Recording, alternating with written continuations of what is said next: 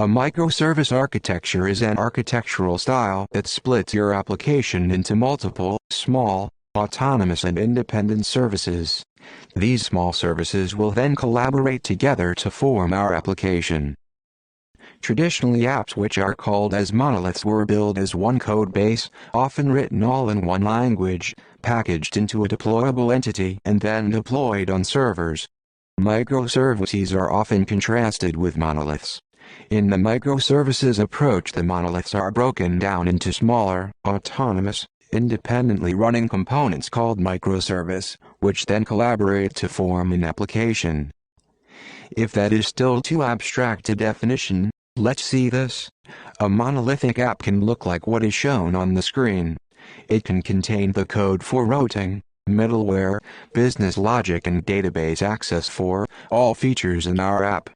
But when you break it down into microservice, each microservice still contains the code for routing, middleware, business logic and database access, but only for that one feature it is implementing.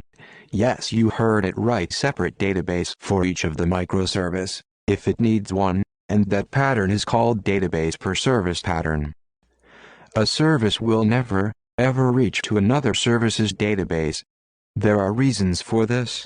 One is, we want each service to run independently of other services. The database schema belonging to a service can change and can cause an inadvertent effect in another service. Then there can be a scenario where a particular service would perform better with one type of database. Like NoSQL database would perform better for one feature, whereas SQL database holds good for all other use cases. When we say microservices are independent, they should be independent of other microservices as much as possible, so that if one goes down it should not bring another service down, along with it. The other independence is in terms of technology used for creating these services. We are free to use any fit-for-purpose technology for each one of our services.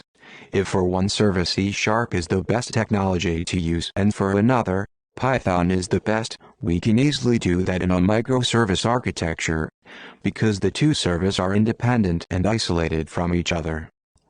If in any case, services are to interact with one another, then it is restricted through APIs, and no service should attempt to bypass these APIs and directly attempt to access any resource belonging to another service.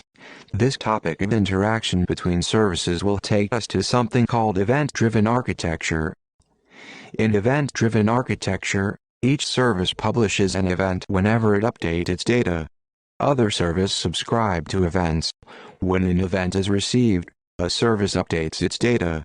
In this approach, it is easy to keep the service loosely coupled as well as to bring in new services.